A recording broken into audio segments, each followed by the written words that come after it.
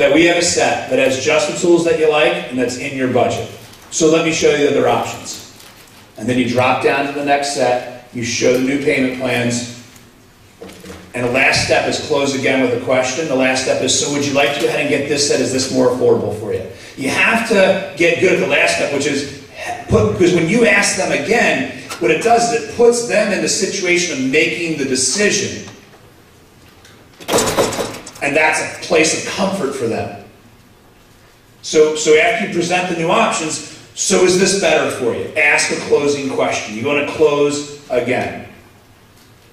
Now, there are some advanced talks that you can hear where someone will say, you know, I answer this objection more than once, and I hang in there, and I do this, and all those advanced things work.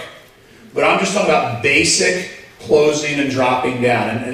And for the newer representatives in the room, get good at this before you add all the other stuff. Okay? Not that you can't add some of the great stuff that you learned, but get good at this, because this changes average orders. This, all of a sudden, you start selling more studio sets and custom sets, and because you're better at the payment plans. And most people, they'll be comfortable at $100 to $250, right? And then you'll get better at some of the other things, and how you package things, and then you'll see your average order grow from there.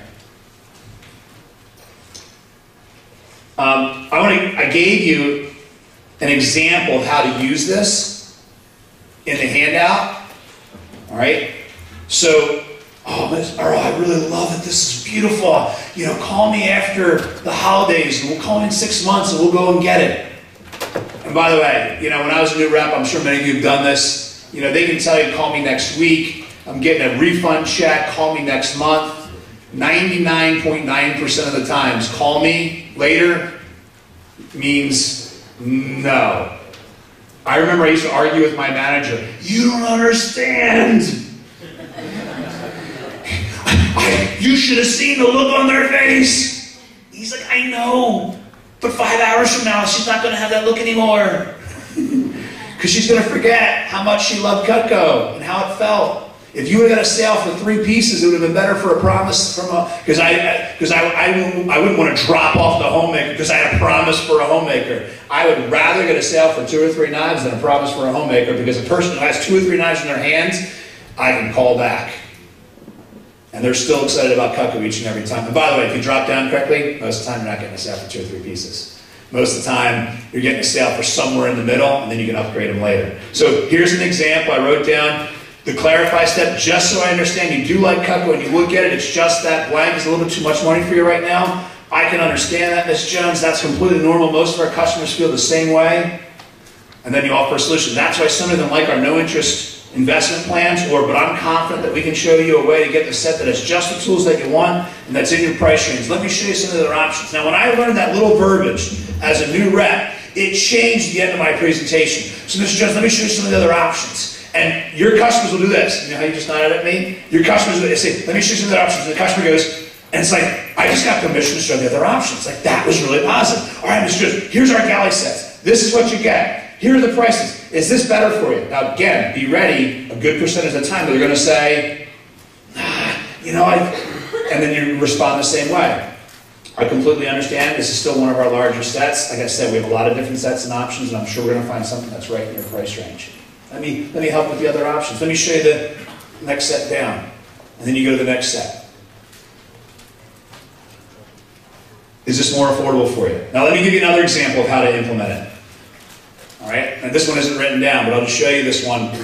Remember I told you that conference I went to? So another thing I was taught is write out a couple of the objections with these steps in your own words. So it wasn't like I was trying to memorize somebody else's words. It was my own words. And I used to have these notes in the car, and I'd kind of like to look them over in between demos. And so I was ready to go when I got an objection. And I remember right after the conference going to a presentation, all right, closed on a deluxe homemaker, which at the time, in my mind, in my day and age, a deluxe homemaker was a homemaker with the kitchen tool set and shear. Okay, that was a deluxe homemaker. That was our complete kitchen system.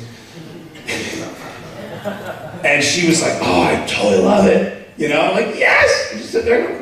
And she's like, I just want to cover it with Harry when he gets home from work. And in the past, I would have frozen. And I was like, great.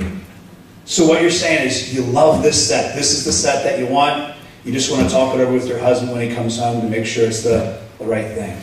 Absolutely, Earl. And I know he's going to love it, and he's going to not be, he's going to just fall, you know.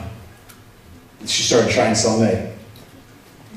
I completely understand that. I mean, this is a great decision. It's a great investment, and I can totally understand why you want to talk it over with your spouse. All right?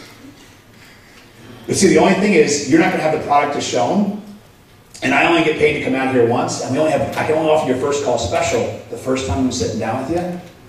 So, like we said earlier, the best way to actually talk it over would be to use the 15-day trial. That way, he has a chance to use it, try it out. He can see how good it is, like you had a chance to see today, versus you just telling him.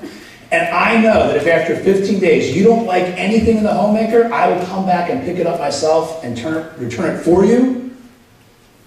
But this way I can still give you the first call special. So that's what I recommend you do. Would you like to get him to do that? Yeah. It was like the longest silence sitting there waiting on. Okay, all right, great. And I wrote it up.